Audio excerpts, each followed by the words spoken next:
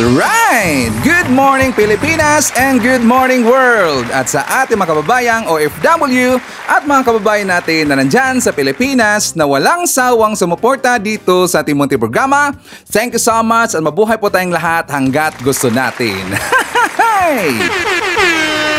Well, anyways, tuloy-tuloy lang po tayo sa ating balita dito ng mga tamang balita at sagutin ang maling information na ipapakalat ng mga fake news peddlers ng mga anti-Marcos, lalong-lalo na doon galing po sa mga fentanyl na mga vlogger mga kabayan. Yes, dapat silang sasagutin. Bakit? Kasi baka hayaan natin sila na lagi pong naninira araw-araw kay PBBM at sa Marcos Administration sa katagalan mga kabayan. Ang kanilang mga paninira ay bagay-totoo yan sa mata ng ibang tao. So dapat silang sasagutin kasi ang bagong Pilipinas, bawal po ang mga sinungaling. At syempre, kasama nyo pa rin si Sir Ivan, ang pinakabulol na vlogger sa balat ng YouTube, pagbibigay sa inyo ng mga totoo at mga preskong balita na kinukuha natin sa nakapitbahay na social media. So magandang buhay sa ating lahat mga kabayan and a happy Thursday sa ating lahat. Okay, so before tayo mag-start mga kabayan, well, syempre, as usual, i-check more natin kung sino yung mga nakapasok sa ating top 5 commenters doon sa ating last vlog. At nandito sa listahan, ang nanguna po, nandyan si Ma'am Shane Sibal, meron siyang 93 na mga comments. Nandyan po si Maria Midasiplon, meron siyang 56 na mga comments. Robel Ferrer Official, meron siyang 51 na comments. Lerma Sondita, meron siyang 44 na mga comments. And Ayeng Gementiza, meron siyang 33 lahat ng mga comments. Again, sige so much po sa ating top 5 commenters. At syempre, pasalamatan rin po natin ang ating po mga silent viewer dito sa ating channel. Thank you so much. At syempre, pasalamatan rin po natin ang lahat ng mga viewers na lagi pong nag-like, lagi rin pong nag-shares ng ating mga videos. Thank you so much. And also mga kababayan ko, i-acknowledge po natin ang ating po mga channel members. Nandyan sila si Barbara Butler, Marie Cres, Katita Dar, Cosmo Defender, Sol Santores, Eva Ponsalan, Edmond Castellejo, Gold Digger, Samuel Membrado, and Via Vivar. I-greet natin ang happy birthday si Hamda na nandyan sa Dubai. Greetings from Eva Atienza. Also happy birthday kay Armay Sherry Ferrer at kay Mama Tens Oria. Greetings from Robel Ferrer Official. Also i-greet po natin ang happy birthday si Julia De Vera. Happy birthday! And also i-greet po natin siyempre ang ating po mga suki, yung mga early birds at lagi pong naunguna sa pag-comment sa baba sa ating comment section. Nandyan sila si Maria Midasiplon, Leonardo Steliero, Lynn Gonzalez, Noni Vetti, Johanna Javier, Luisa Yamamoto. I-shout rin po natin si Kuya Mel Bonuan, Ate Carmen at Rose Bonuan nandyan sa Pasig City. Nandyan rin po si Joel Militon, Nonoy Floren Hills, Rose Guevara, and hi to Elizabeth. Okay, so kumusta ang lahat mga kabayan? How are you today? Well, of course, I'm hoping po na sana magandang ating gising ng umaga at meron po tayong energetic po na aura katulad po kay Sir Ivan. Siyempre, doon po sa ating mga kababayan po nakagising pa lang at wala pang energy. Doon rin po sa ating mga kababayan po na kumain na kasi nga malapit na po yung lunchtime. Don't worry. Painitin ko po kaagad inyong mga umaga kasi marami po mga baon po ng mga pasabog si Sir Ivan, marami po mga baon po ng mga mainit na mga balita at siyempre, maridibang po tayo po ng mga katarantaduhan ng kabilang kampo kasi dapat natin silang ididibang at dapat natin silang pukurtin araw-araw. Kasi sila po ay salot ng lipunan mga kababayan. Okay, so good morning Pilipinas! Kumusta ang lahat? Anyway, siya nga pala no, ang grabe po no, grabe po yung bagyo dyan sa Luzon area. Yung kasi yung bagyo natin dyan sa Luzon, yung bagyong Karina, super typhoon kasi. So super ang bilis, super po ang lakas mga kabayan. So some of the areas po sa Luzon area, talagang lampas yung tubig, talagang hanggang dito po sa may dibdib area. At saka pati po, meron pong area na nakita ko na lampas po sa tao mga kabayan. kababayan. So stay safe po tayo. Nandyan po sa mga napiktuhan po ng bagyong Karina.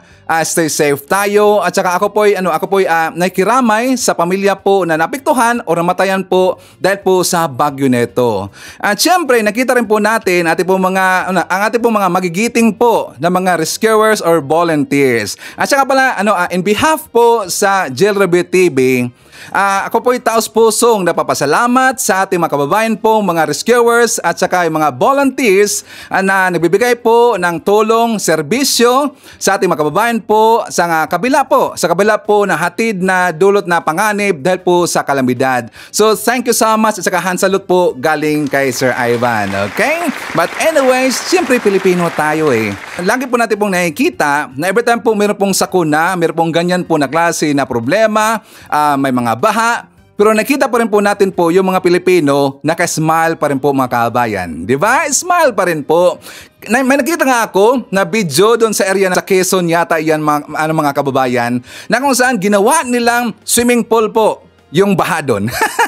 Ginawang swimming pool. Pwede nating sabihin at lagi yung sinasabi po natin mga kababayan na baha ka lang or bagyo ka lang, Pilipino kami. Diba? Lagi niyang sinasabi, ganun po ang mga Pilipino, talaga pong mga warriors yan mga kabayan. So hindi po natin yan inaatrasan, bagyo lang yan, Pilipino po tayo. Okay? So lahat po ng mga kababayan natin po nandyan sa Luzon, stay safe always.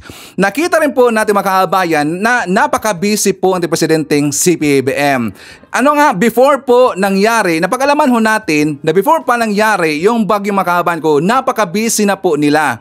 Yes, busy ang ating pong mga ahensya, mga volunteers, mga rescuers, busy sila at ready sila before pa nag-struck yung bagyo dyan sa Pilipinas. Pero siyempre, hindi talaga natin po na maiwasan na meron pong mangyaring ganyan, meron pong sobrap yung floodings. Ito pong kabilang kampo, binabash sila ang ating presidenteng si PBBM. I think some of you or baka kayo na pong lahat na nakita nyo na po yung pag-bash nila na kung saan, di ba, merong sinabi po si BBM sa sa kanyang zona na, di ba, yung 5,000 daw ng mga flood controls sa Pilipinas sa may Luzon area ay ready na daw mga kababayan. Di ba, yan po ang sabi po ni BBM. Ngayon, pero meron kasi nangyari. Hindi din maiwasan yan. Bakit? Super typhoon po yung bagyong Karina. Nangyari nga yan, I think that is how many years ago mga kababayan, na noon po, sa time po ni Duterte, sa time po ni Digong, di ba lagi niya sinasabi na ready na daw yung flood control, ready na lahat, kung meron po magabaha, magapan niya kaagad. Pero nagkaroon pa rin po ng baha dyan po sa Luzon area. Nalaban natin yan. So, siyempre, nobody is perfect. Kahit paano po tatrabahoin ng ating mga kababayan po yung flood control na yan at kahit po gaano ka-ready na ho yan kapag kalikasan na kasi yung titira mga kababayan. Alam talaga natin yan. So hahanap pa rin po ng way ito pong baha, ito pong bagyo na to para po makapagdulot po ng problema sa Pilipinas. Alam natin yan. Pero ginagawa po ng lahat ng ating presidenteng si BBM para po solusyonan, para po tugunan po ang issue dyan sa bagyo na yan, okay? So, tawanan natin yan eh. Bagyo lang yan, Pilipino tayo eh. Okay, so ito kasing kabilang kampo, hinahayaan ko sana mga kabayan, hinahayaan ko lang yan eh. Kasabi nila daw na si BBM, di ba meron pong sinabi, ito pong si Jojo Connect TV. Hindi lang po si Jojo Connect TV, nagsabi niyan, lahat po na mga rabid na mga vlogger ng kabilang kampo, binas nila si PBBM. Sabi nila, si PBBM daw, nagmi-meeting pa lang. Si PP Sara daw, namigay na daw ng relief goods mga kababayan. Namigay daw yung OBP. Unang-una, ayaw ko sana tirahin to eh. Kaya lang sumubra eh. Kasi nga dapat 'di ba magtulungan ho tayo. Kaya lang una silang tumira kay PBBM. Unang-una, nasaan ba si PP Sara? Diba sumibat papunta ng Germany mga kabayan? Sumibat papuntang Germany. Sumibat. Bakit sumibat, Sir Ivan? May nakita po ako na balita na malamang sa malamang ito po ang rason kung bakit bigla siyang sumibat mga kabayan. Meron yan. Ipapakita natin yan mamaya. Pero dito muna tayo po sa mga tira ng kabilang kampo. Sabi nila na nagmi-meeting pa lang daw si PBBM, ready na at nabigay na yung OBP. Hindi ba nila alam 2 days before, binigyan na po ng mandato ni BBM po yung lahat ng ahensya sa gobyerno natin, included yung OBP. Hindi pa nakaalis po itong si BP Sara, binigyan ho yan ng mandato po ng ating presidente. Huwag niyong sabihin na walang ginagawa si BBM. Buti na nga, napansin ba ninyo, hinanap ba ng kabilang kampo kung nasaan si BBM? Hinanap ba, di ba noon, every time po mayroon pong bagyo mga kabayan, hashtag nasaan ang Pangulo? Napansin, naaalala ba natin yan? Every time po na mayroong sakuna, mayroong pong baha or dahil po sa bagyo, hashtag nasaan ang Pangulo kaagad. Pero hindi nila po ginawa ngayon. Kundi, bakit Sir Ivan? Kasi nga, si BP Sara sumibat sa Germany. Kasi kapag hanapin nila si BBM, pati po si Sara, hanapin po natin. Kasi siya po yung unang sumibat sa Pilipinas. Sumibat siya doon papuntang Germany. Kung gaano po kabisi ang ating presidente, ganoon rin po kabisi si Sara naglamyerda doon po sa Germany kasama ang kanyang pamilya makabayan. Ganon po kagonggong ang inyong Vice President.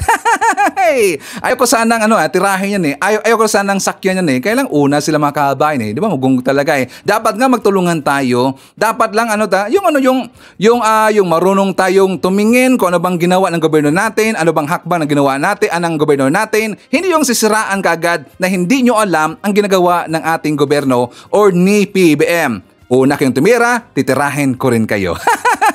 Nasaan si Sara Duterte?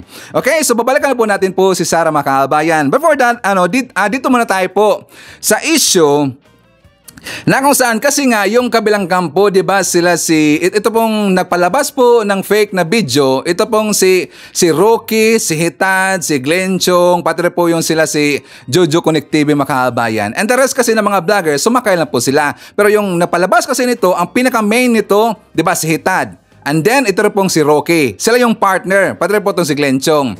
Ito si Jojo Connect TV. Siya yung kasing napakarabid na sumakay kaagad. Ginamit yung deepware. Gusto niyang palabasin dito na legit daw yung video ni BBM. Gusto nila ipapakita daw sa kanilang mga alipores na mga naoto nila na mga kababayan natin na totoo si BBM daw yung nandun sa video. Meron nga silang inilabas na counting mga kabayan. Di ba naalala po yung meron kong ipinakita dito kahapon na account, yung si Chris Nal yata yon, if not mistaken, na di ba umabot po ng 16 million views yata yun ang video na yon.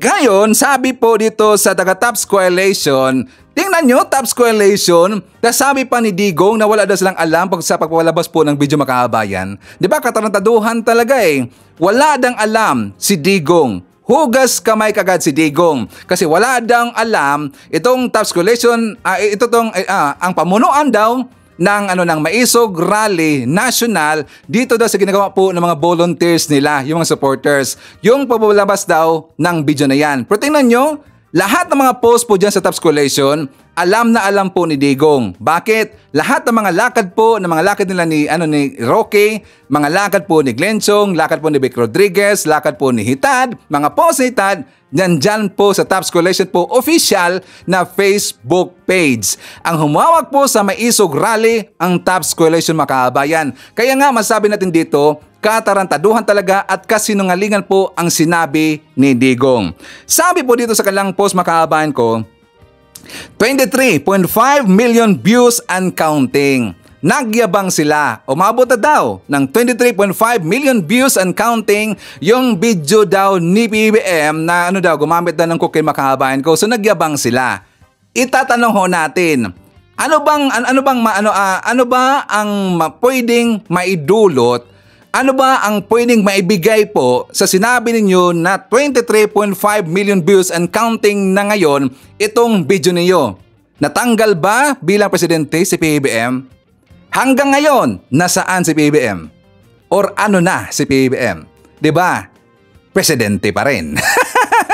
'Di ba? Presidente pa rin. Nakatawa talaga eh. Ano bang maibigay niyang 23.5 million ninyo na count abuse and counting daw sa video ni BBM? Hindi, wala ho yang epekto. Wala naman yang epekto. Bakit? Unang-una, bakit nga pala umabot po ng ganun kalaki ang views po ng video na ipinalabas ninyo? Marami po tayong mga kababayan po na curious. Gusto lang makita po yung video na yan. At malamang sa malamang, majority po ng taong bayan sa nakikita po sa video ninyo, alam nila na yan po ay fake news. Fake news, yan po ay fake na video. Na-realize nila na yung video na yan na pinakalat ninyo, fake video yan. Bakit dumami po yung views? Or din po natin kasi marami pong taong curious. Siyempre, presidente yan eh. Diba? Pero maraming kababayan natin po na hindi po naniniwala sa video ninyo. So wala pong kwenta niyan. Ang nakatawa ngayon mga kababayan ko kasi nga napalabas sila ng post sa Tops Coalition pa rin po. Sa Tops Coalition. Sabi nila, kailangan daw nila ng 50 million lahat ng mga signatures para daw ma-force si PBBM na magkaroon po ng legit daw na drug test mga kababayan. Kailangan nila ng 50 million po katao signatures para daw ma-force si PBBM na magkaroon dito po ng hair follicle drug test. 50 million? Naghanap kayo ng 50 million na hindi nyo nga kayang abutin po ng 1,000 sa inyong rally? Kaya nyo bang umabot po ng 1,000 or 5,000? Kahit 5,000 lang. Nakaabot pa kayo ng 5,000 sa inyong mga rally? Lahat ng rally, nakaabot ba ng 5,000? Kaya ba ninyo mag-people power? Nakatawa naman eh. Mga joker to eh. Mga joker mga kababayan. Diba? Umabot pa ng 5,000, alam nyo po yung people power, kailangan talaga nyo po ng political will na kaya nyong hawakan yung AFP, kaya nyong hawakan po yung PNP, kaya nyong hawakan ang gobyerno at ang taong bayan. Kailangan nyo ng milyones po na bilang ng mga kababayan natin na maoto ninyo para manawagan po ng people power. Kailangan nyo pa ng 50 million? Paano kayo makaabot po ng 50 million? Gonggong ka talaga eh. Diba? Kung gusto nyo ng 50 million, magano kayo, dapat meron kayong budget po na trilyones. Trilyones ba? Or bilyones? Kaya naman yan eh. Nandyan naman si Digong, nandyan naman po si Kiboloy na mga bilyones yan eh. Or baka trilyones po yung dalawa na yan, hindi lang po bilyones. So sabihan nyo si Digong ay Diggs, Papa Diggs, kailangan po namin po ng bilyones kasi kailangan na po namin mamigay po ng pera sa mga taong bayan para po kapalit sa kanilang signatures. Ganun yun. You need bilyones. Gonggong talaga eh. So anyways, for the mga kababayan, ipapakita ko muna sa inyo po, ito pong post kahapon ni Botanding ni Roque na gusto kasi nila na igiit po na legit daw itong video ni PBBM kasi hindi lang matanggap, di ba nakaroon dito po ng investigation, forensic report, yung NBI, DILG plus yung DICT na kung saan nakita po yung dunggan, ano ba sa Tagalog yung dunggan? Yun yung tenga ni PBBM na hindi po nag-match doon po sa original po ni picture ni PBBM versus doon sa bidyong ipinakita nila. Bakit nga pala nakaganyan? Bakit po yan na-trace po ng NBI or DICT or DILG na nasabi nila na fake po yung video nila na ipinalabas nila versus doon sa original po ni picture ni PBBM? Bakit ang tenga yung tiningnan? Bakit nga pala? Alam ba natin? Kasi nga sa AI mga kababayan ko, hindi kasi makabar yung tenga. Hanggang dito lang kasi yung face fusion, yung deepfake na ginagamit, hanggang dito lang ho yan. So yung tenga, bakit yan po ang tinignan po ng NBI kasi hindi po makabar sa face fusion plus deepfake yung tenga mga kababayan. Kaya nga matrace nila kung ito ba totoo o hindi. I-compare nila yan ang iyong original po na picture versus dun sa video na kanilang ipinalabas. Kaya nasabi kaagad po ng ahensya natin na yan po ay piki. Ipakita ko muna sa inyo. Ito pong katarantaduhan po ni Roque kasi gusto talaga nilang ipakita daw, sabi lang gusto lang makita na kailangan nauto po ng mga kababayan natin na totoo yung video ni BBM kasi gagamitan nila ng deepware. For more details, let's watch this. Ito yung video na sinasabi ng DICT at NBI na fake. Pero bago pa magkaroon ng examination, nagdeklara na si Secretary Abalos at Secretary Gibo na fake. Hindi ko alam kung kailan sila naging experts ng audio recording. So pwede ba, let us show first Maharlika's Exhibit A to prove that the President is a drug user. Okay? Ready, set, go! Courtesy of Maharlika Bodjakera TV. Share!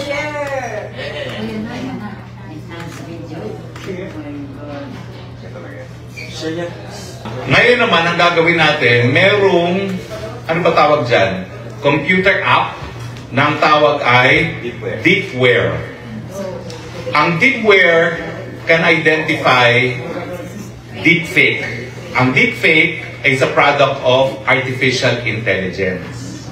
So gagamitin natin ngayon itong programa ng Deepware. Popoy, can you flash now Deepware? And can you put now the same footage that we saw into Deepware? At hayaan natin na yung app ang magsabi kung merong AI o wala. Okay? Deepware. Okay? I-paste na yung video. Yan. Okay. Model results.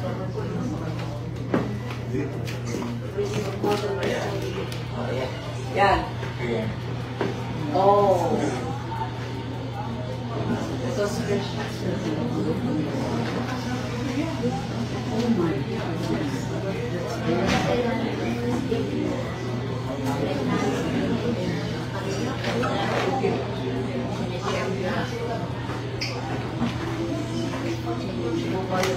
Mamihan, oy. Yummy. Yes, sa feeling, oy. May finding na ba? Yes. Na anong finding? Pakibasa nga, Banji. Ikaw ang bumasa. No deep fake detection. Basahin mo. Basahin mo. It's not fake detection. Verify no deep fake detection. 0%. Mga kaibigan, sa ayon sa Deepware, no deepfake detected 0%. According to Avatarify. According to Deepware, no deepfake detected 34%. Mga kaibigan, hindi po fake ang Pulburon video. Okay? Ano pong laban dyan dun sa mga picture-picture na kinumpir nila at yung sa expert opinion ni Gibo at saka ni Secretary Abalon na nakabase po sa tenga. Ito po is technology at work. Ulitin ko po, Avatarify, no deepfake detected, 0%. Deepware, no deepfake detected, 34%. Sino ngayon ang paniniwalaan natin? Ang disinterested na computer app o mga taong gobyerno na dumidepensa sa nakaupong presidente? I leave you. Magtanong tayo, credible ba yung Deepware? Hindi ba na alam na ano na program yan? 'Di ba? Kayang-kaya yan gagawin po ng mga high school students. Kayang-kaya yan gagawin po ng mga programmer. Gagawa po ng ganun po na klase po na program na Deepware daw. Alam nyo, first time ko nakita yung Deepware na yan mga kababayan. First time ko nakita talaga yan. Hindi ko nga alam yan noon eh. Ngayon lang, bigla lang lumabas po yung Deepware. Pero nakalimutan ba ni Butanding na ginawa na rin po yan ng kababayan natin po, mga kaibigan natin po ng mga pro-admin ng mga vlogger. Ginawa ho yan nila ni Bata na balita at kaalaman, ginawa na ho yan ni Chris Olo, ginawa na ho yan ng mga kaibigan ho natin. Pati nga si Atty. Libayan, di ba? Ginawa rin yan at saka didinbang po itong si Roque.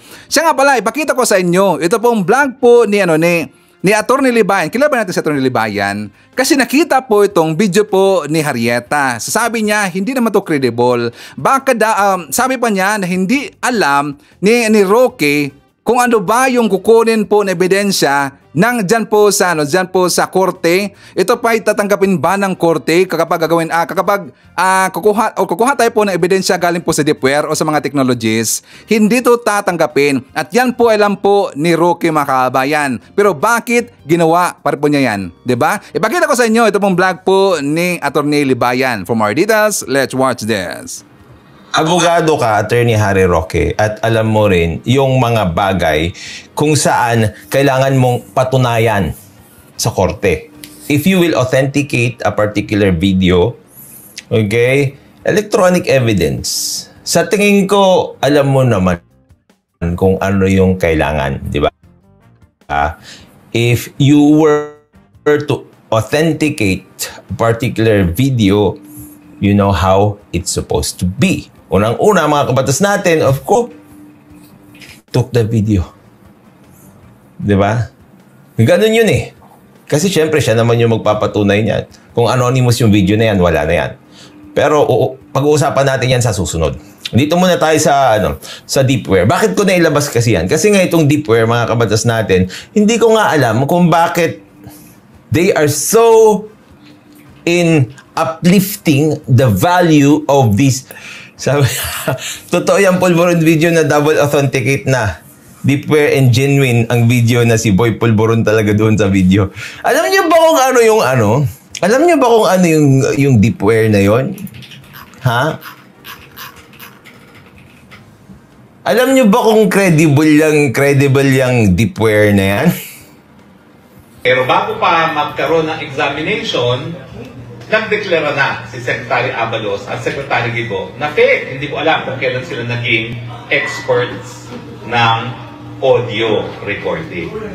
So, pwede ba? Okay, kailan sila naging experts ng audio recording? Kailan ba naging expert din yung deepware? To prove that the President is a drug user. Okay?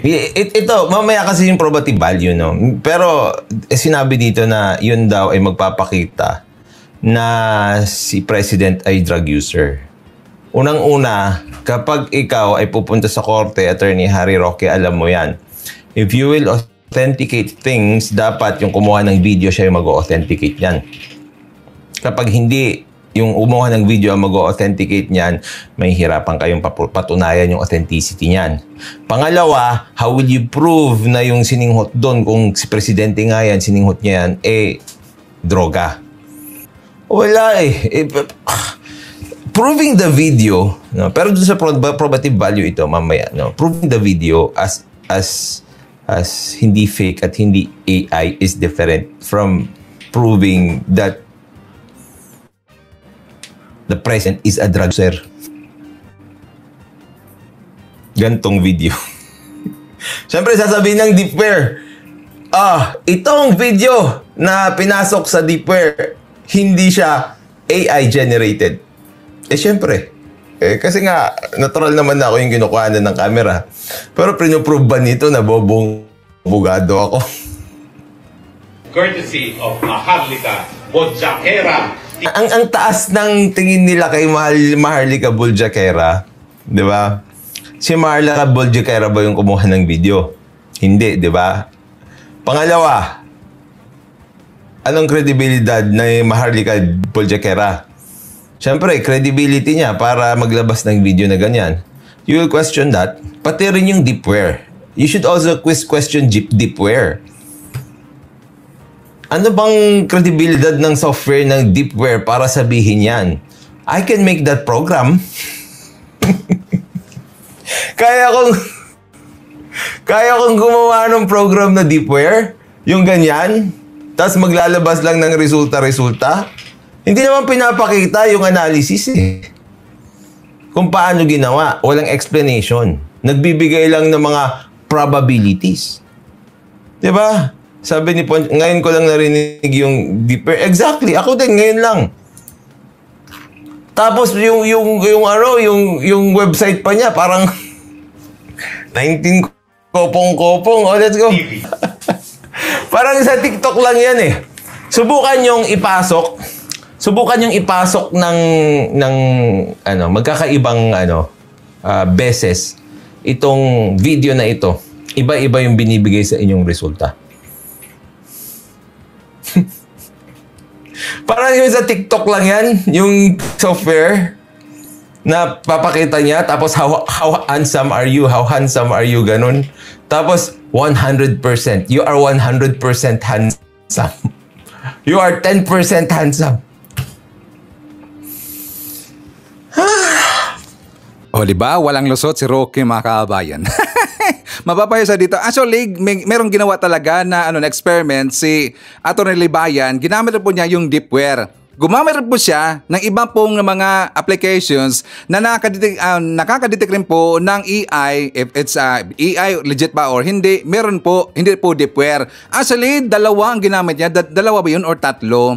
The same pa rin po na yun po ay hindi totoo na video ni BBM.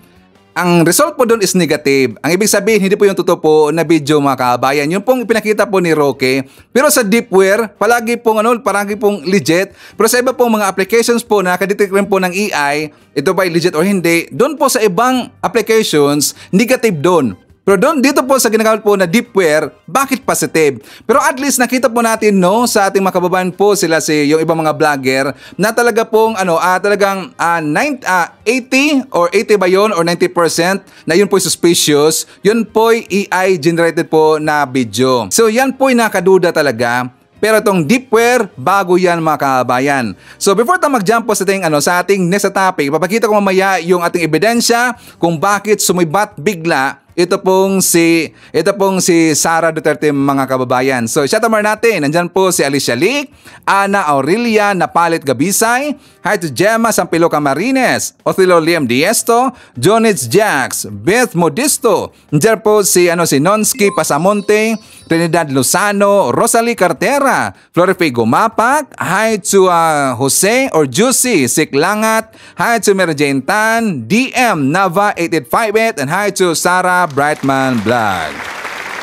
Okay, so before tayo mag-jump po sa katarantaduhan pa rin po ng kabilang kampo, ipakita ko muna sa inyo po itong good news mga kababayan. For more details, let's watch this. Pagpapataas ng produksyon ng pagkain at maayos na patubig sa mga magsasaka. Ilan lamang ito sa mga tiniyak ng administrasyon ni Pangulong Ferdinand R. Marcos Jr. Yan ang ulat ni Clazel Pardilla. Bungad pa lang ng State of the Nation address ni Pangulong Ferdinand R. Marcos Jr., binigyan diina ng presidente ang pagtutok sa problemang malapit sa sikmura ng bawat isa. Mataas ang presyo ng mga bilihin, lalo na ang pagkain, lalo't higit ng bigas. Mahal kong mga kababayan, alam kong damang-dama ninyo ito. Hindi natin winawalang bahala ang inyong mga hinain at hirap na dinaranas. Upang masiguro ang sapat na supply at abot kayang presyo ng pagkain, tiniyak ng administrasyon ni Pangulong Marcos Jr. ang pagtutok sa pagpapataas ng lokal na produksyon ng pagkain na mahagi ng higit 100 milyong kilo ng bini sa mga magsasaka, namigay ng 300,000 inahing hayop at 500,000 fingerlings. Gumagamit din ng modernong teknolohiya gaya ng satellite para ma-monitor ang produksyon ng pagkain. It just shows how the president is on top of the situation. Although may problema nga tayo, pero nakita niyo naman na lahat ng aspect ng ating from planting hanggang harvest, ang pagbebenta para sa pangingisda, yung kailangan na ports and all, alam niya at nakatutok ho tayo dyan at napaka-importante talaga na yung suporta ni presidente ay nandyan sa ating agricultural sector. Puspusan din ang pagbibigay ng patubig ng pamahalaan sa pamamagitan ng mga multi-purpose dam at solar irrigation. Sisiguraduhin namin na yung mga inputs na ipaparating ng DA at ng ating Pangulo sa ating mga magsasaka ay dapat na sa mga farmers natin prior na mag-release kami ng patubig. That would ensure yung pagtaas ng ating yield. Pagka in-increase mo yung yield, nasa 4.2 yata tayo eh.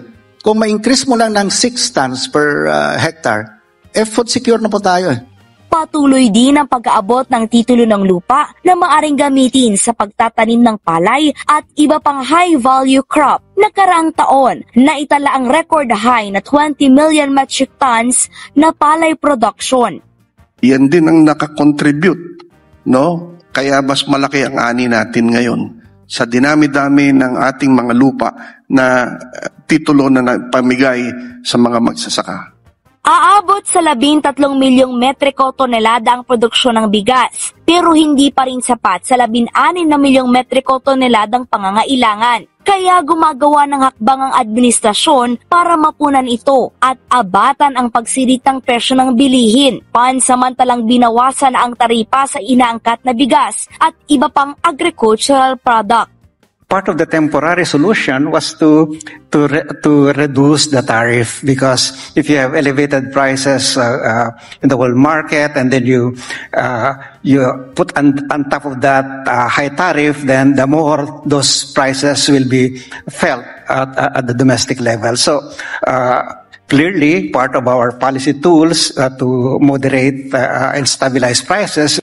Sa kabila nito, tiwala si Agriculture Secretary Tio Laurel Jr. na hindi babaha ng imported rice sa Pilipinas. Dahil sa mga hakbang na inilatag ni Pangulong Marcos Jr., positibo ang ahensya na tataas ang 1 hanggang 2% ang agricultural performance ng Pilipinas.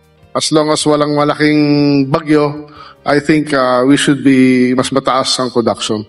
Para mas maramdaman ito, 1,500 kadiwa stores ang bubuksan ng DA sa Pilipinas sa susunod na 3 taon. Layo nitong ilapit sa mga consumer ang ani ng mga magsasaka.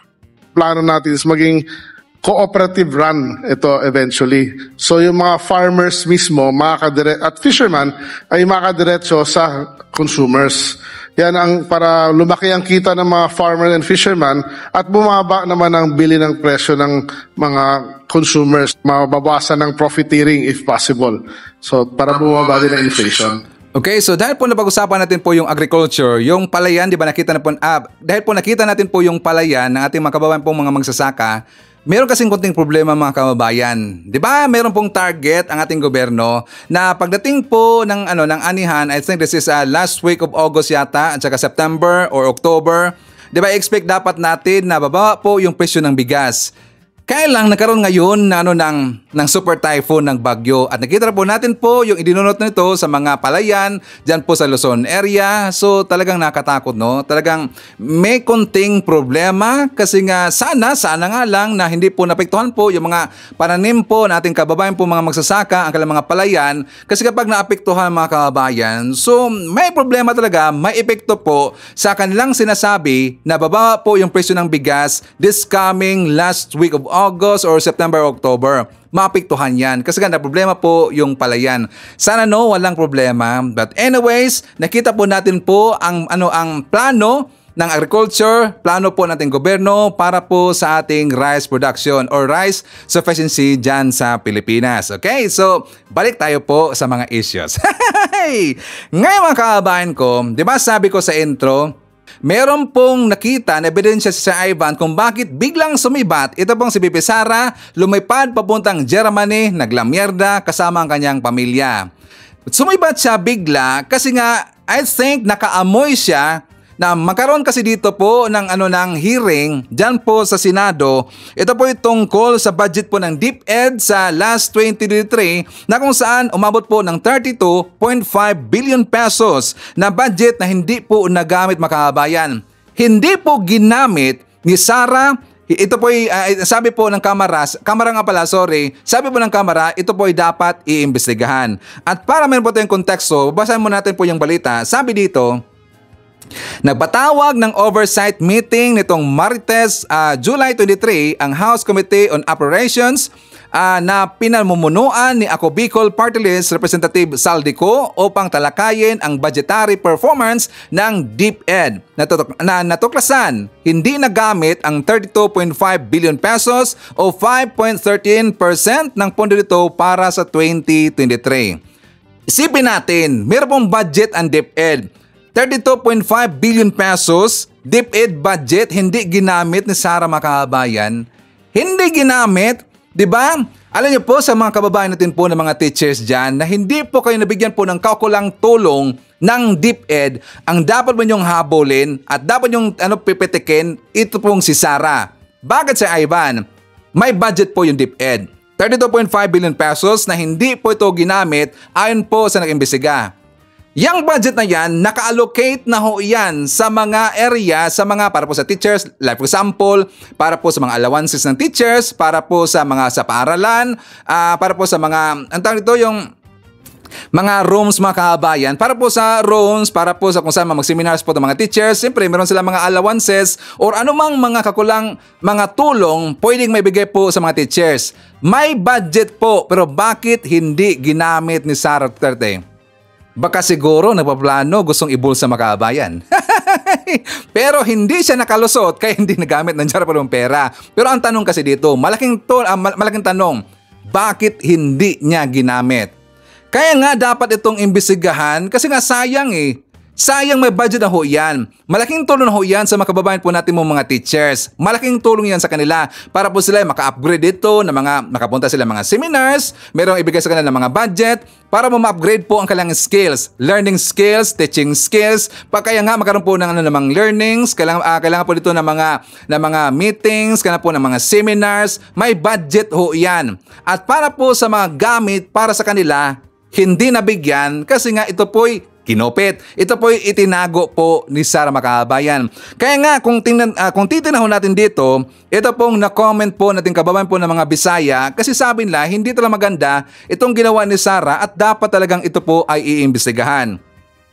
At malamang sa malamang mga kababayan ko, isa siguro dito no sa dito yung tawag dito, parang nakadiscover na ang budget ito ay hindi ginamit. Baka siguro si Secretary Sani Angara mga kababayan. Pag ito po ay nakita ni Anggaran, ay may budget naman pala. Bakit hindi ito ginamit? So dapat iimbestigahan. Malamang sa malamang, ito po ay in-endorse po ni Senator ni Secretary Sani Angara doon po kay Rizal Dico. Sabi dito po natin kababayan po na netizen, Bisaya kasi mga kababayan, but i-translate natin po ito Tagalog. Naunsa man taon, mao di ay guro nga ni-resign si Sara. Sabi niya, ano ba nangyari? Siguro ito ang dahilan kung bakit biglang nag-resign itong si Sara.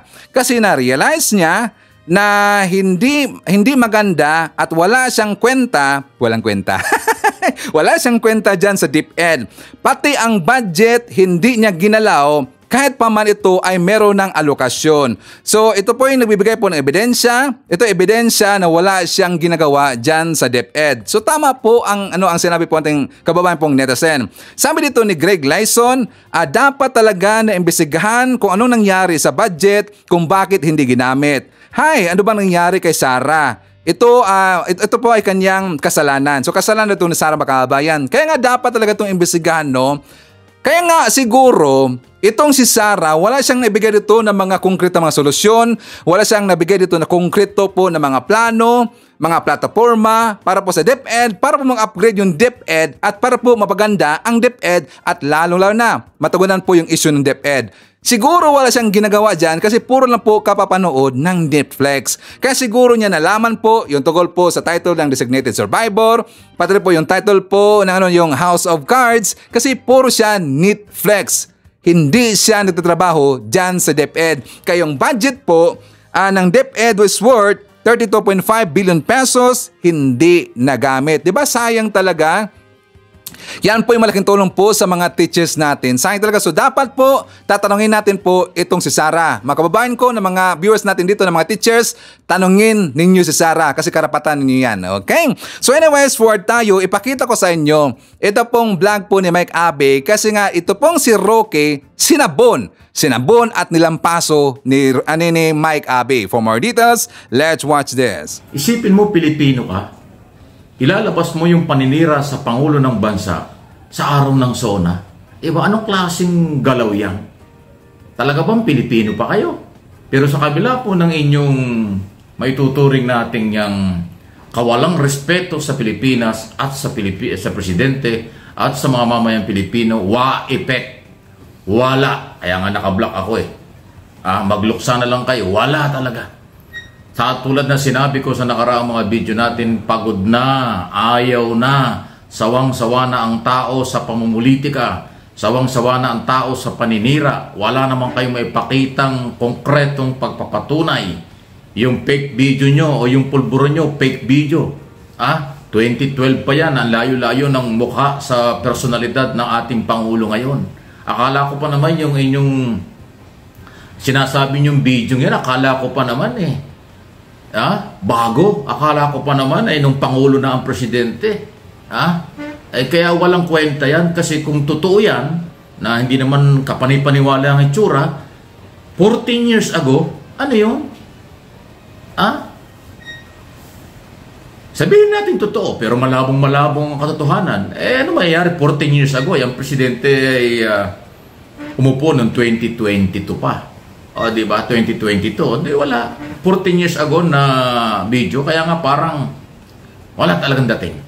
Hindi yan gusto ng mga matitinong Pilipino na puro na lang paninira. Okay? Ganun pa man, Ano man po ang mga banta, kung yung mapapansin, halos 1 linggo ang ingay-ingay ng mga DDS vlogger, yung mga anti-Marcos vlogger.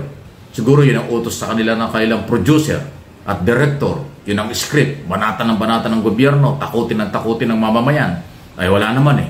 Nag-rally dun sa may EDSA Shrine, mag-isa dun si Morales.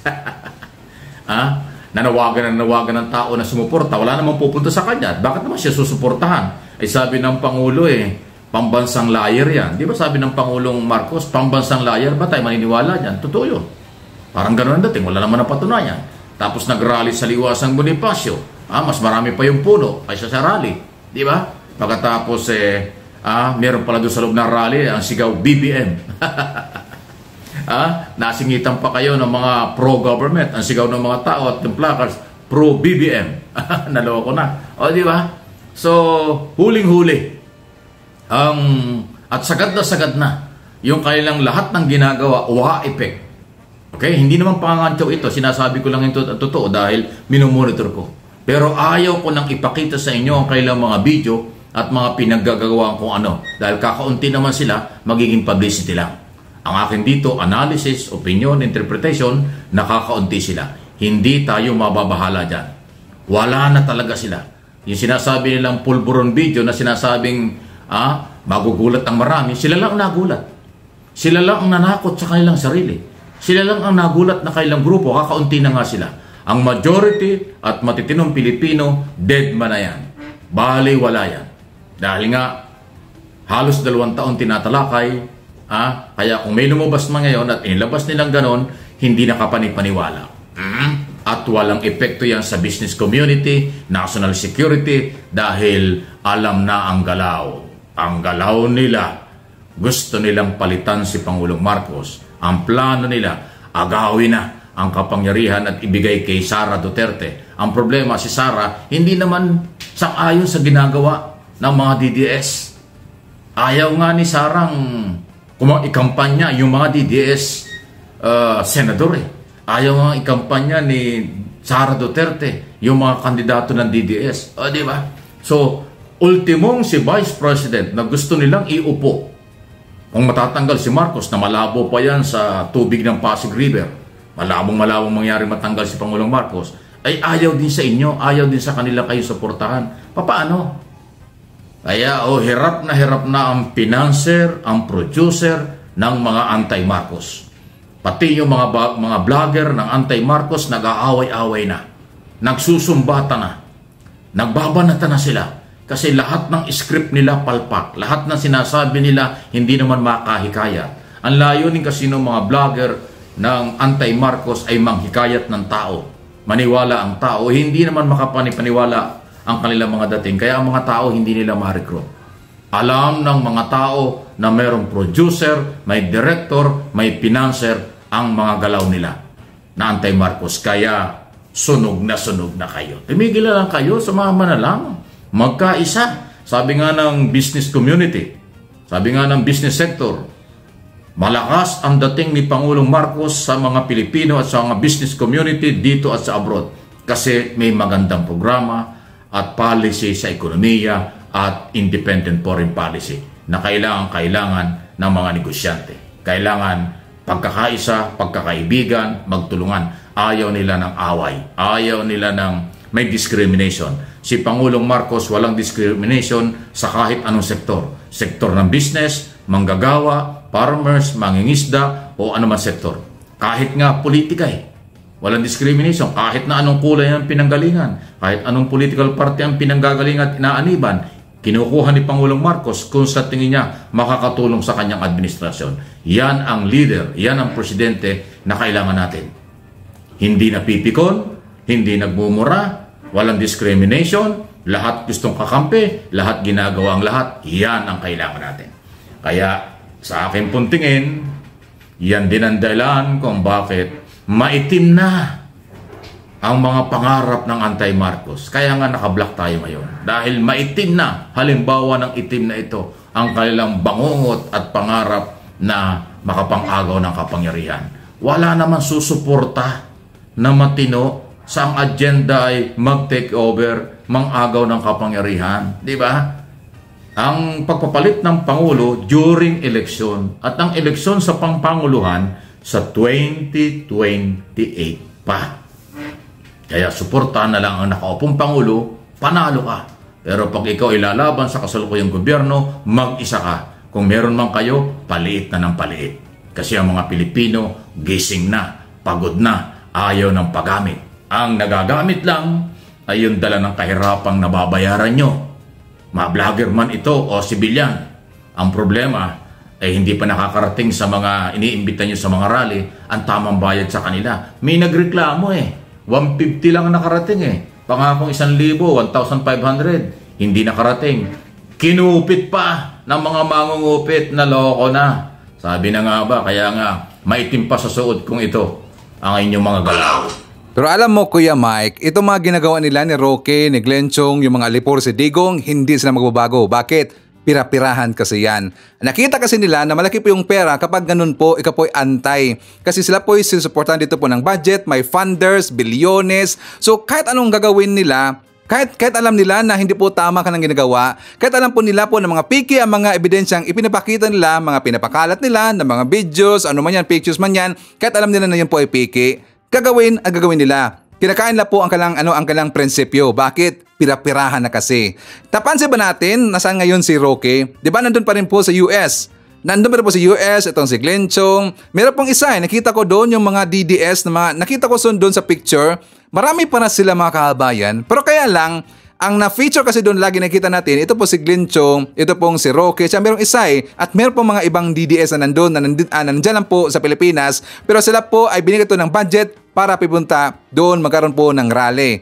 Tingnan nyo magkano yung budget kailangan.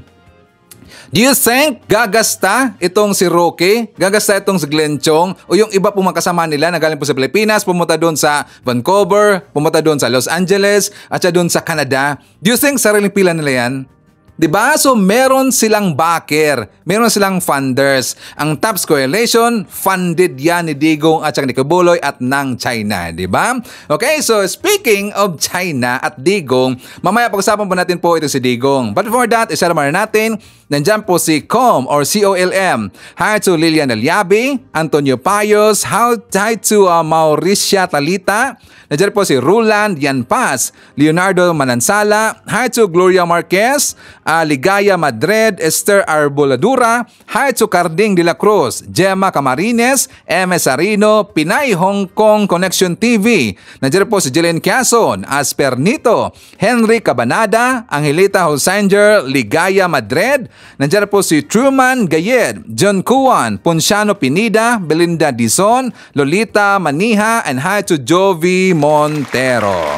Okay, so mga kababayan ko, I think alam niyo na po na nagkaroon po dito ng post-SUNA na ginawa po itong grupo ni Digong. Di ba nandun po naka-feature sa Basta Damawinyos, nandun po naka-feature to doon kay Trixie, kay Mark Lopez, kay Basti na Facebook account. I think forward po ito, again po sa ito doon po kay Joy De Vera, if not mistaken, at saka ni Sas.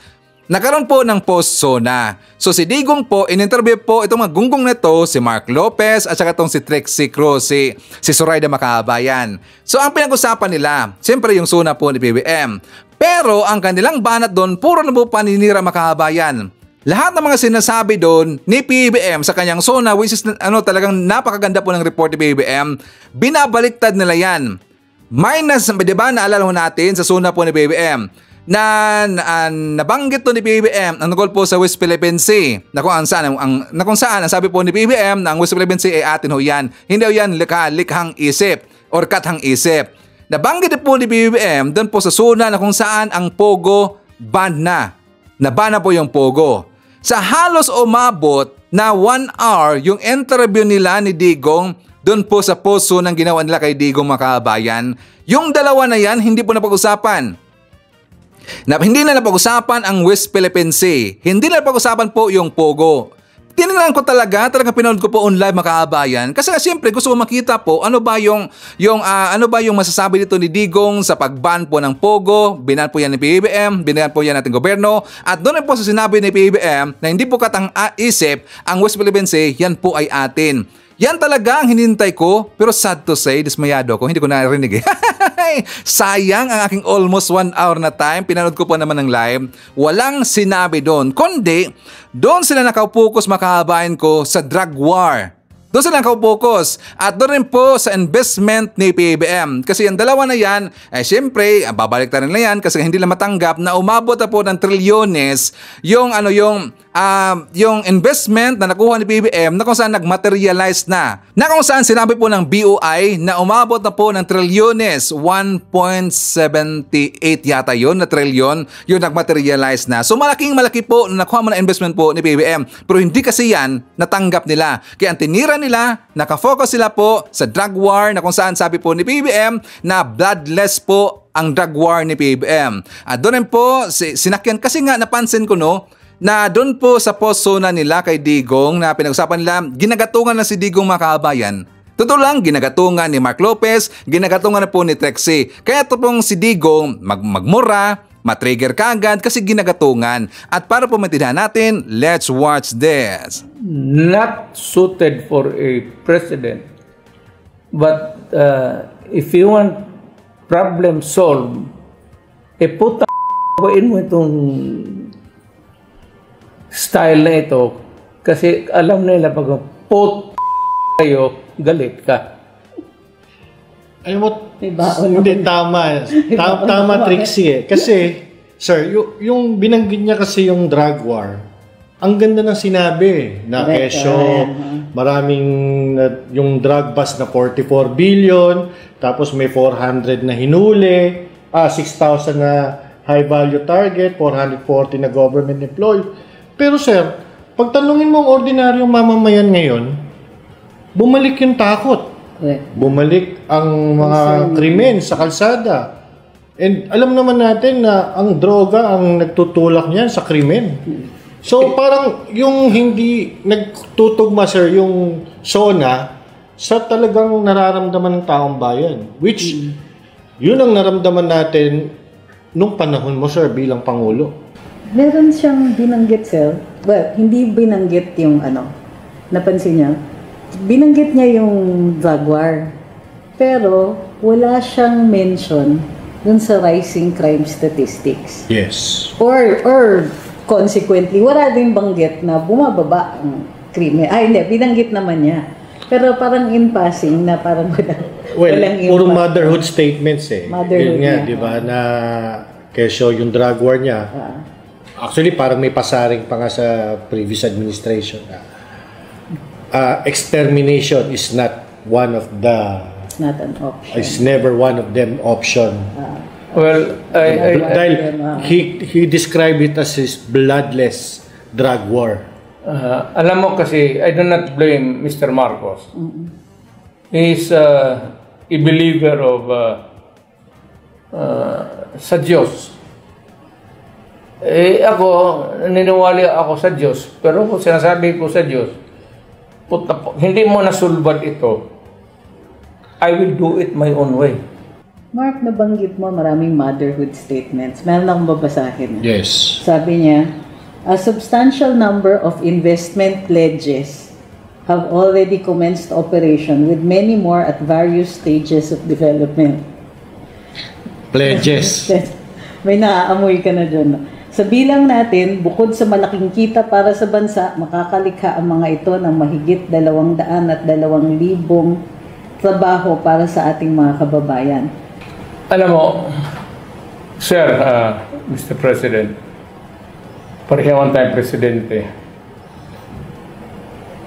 Ang ilagay lang natin sa, just to remind you, and your cabinet, is that once you embark or think of something na may gusto kang plano, dapat mag-isip ka talaga na may makukunan ka, na makuha mo yung buong amount na hindi mo kunin sa installments. Kasi pag nag-bug down yan, yung takbo ng proyekto mo, pag nag-bug down ang financing mo hanggang dyan yan, so many incomplete projects all over the country. Gusto pa niyang pangunahan si PBBM. Hindi man niya alam na magaling po mag-isip si PBBM, mga kababayan. Di ba? Gusto niya pangunahan, gusto niyang ibigay siya ng advice na dapat ito yung gawin ni PBBM. Like for example, doon po sa drug war. Kung naalala natin, di ba yung intro, nagmura itong si Digong.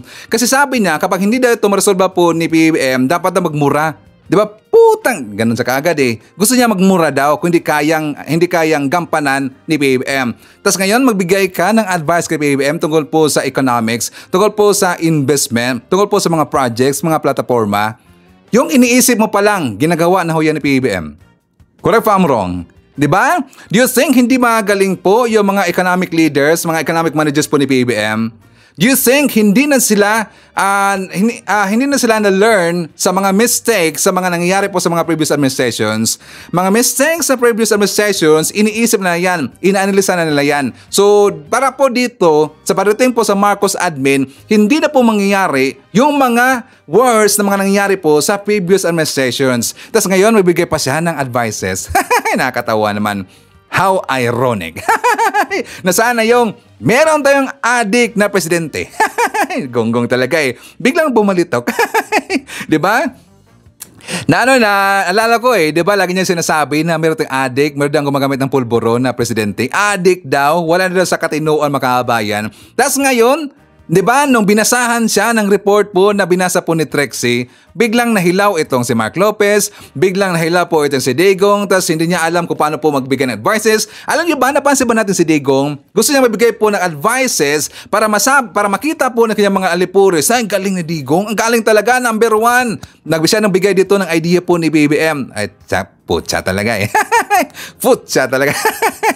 Magaling po si PBBM. Hindi na kailangan po mabigay po ng advice si Digong kay PBBM kasi nakita na po ni PBBM kung paano mamuno si Digong. Nakita na po ni PBBM kung paano mamuno or mag-analisa yung mga kabinete ni PBBM ni Digong. So alam na ho nila yan. So kaya nga nagbabantay sila lagi, may meeting sila lagi para po maiwasan po yung problemang dulot ng previous administration. Okay? Sa mga nauto po ni Digong, let's watch this. Matindi talaga naman panggap itong si Digong. Kaya naman, noong 2016, marami siyang napaniwala na isa siyang matino at malinis na leader. Kunwari ay simple at payak ang kanyang pamumuhay sa kanyang simpleng bahay sa Barangay Matina sa Davao. Yun ang makikita ng mga tao. Ang hindi nila alam, nasa likod lang pala ng kanyang bahay ang isang malaking golf course sa Davao City Matina Golf Club. At dito siya sinusundo ng kanyang chopper na nakapamalan kay Apollo Kibuloy na 1/3 sa Amerika dahil sa mga kasong matapos magoyo ang 16.6 million Pilipino at mahalal bilang Pangulo ay naging isang high-end commercial residential center ang 22-hectarean golf course sa tabi ng kanyang bahay at tinawag itong Davao Global Township.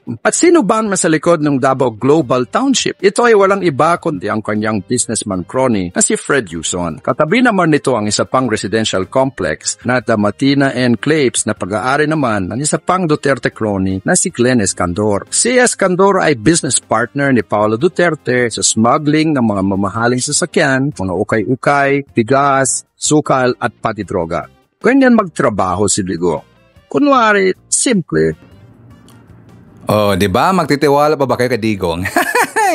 Daming kalokohan, daming sikreto makabayan. So anyway, sisyatrabo natin si Jovi Montero. Nandiyan po si Catherine Arieta, hi to Romeo Caro Gigato Jr., biyahe ni EJTV from South Korea. Nandiyan po si Jay Palyeser, Lorna Reliano, Rogelio Seriano, hi to Pina Harupuhop, hi to Romeo Porlagi. Nandiyan po si Jemson, si Jemboy, si Jeriel, and Regine of Mandawi. Greetings are from Rodolfo Ranarabor of Tansa, Cavite. Nandiyan po si Evelyn Garcia, Rales Carlinga, Aurora Mercado, hi daw sa pamilya Mercado. Isyatrabo natin si Ashen. Okay, so yan po ang ating manakal mga balitang ngayong araw. Kung nakaabot ka po sa portion na to, sana kapag-like na ho tayo. Libre po ang mag-share, libre din ang mag-subscribe. Again, maraming salamat sa mga viewers na hindi nag-skip ng ating mga commercials. Thank you so much. At before natin tatapusin ang ating programa ngayong araw, sana sabayan nyo si Sir Ivan para sa ating live messaging prayer. Magandang umaga, Panginoon ko. Salamat po sa pagbibigay mo sa akin ng kapayapaan at biyaya. Panginoon, Naway samahan mo po akong lumakad, gabayan ako sa lahat ng katotohanan at bigyan mo po ako ng lakas sa aking kahinaan, pag-asa sa aking pagkabigo at kagalakan sa aking pasakit. Ano man ang mangyari sa buhay, mangyaring hayaan akong maunawaan ang iyong mga intensyon sa likod nito.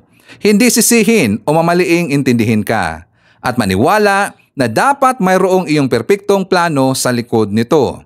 Ngayong araw, nais kong hanapin ang iyong mukha sa aking buhay at magsalita at kumilos ayon sa iyong kalooban upang luwalhatiin ang iyong pangalan. Idinadalangin ko ito sa pangalan ng ating Panginoong Jesucristo. Amen. So maraming salamat mga kababayan, and I hope to see you again on my next video.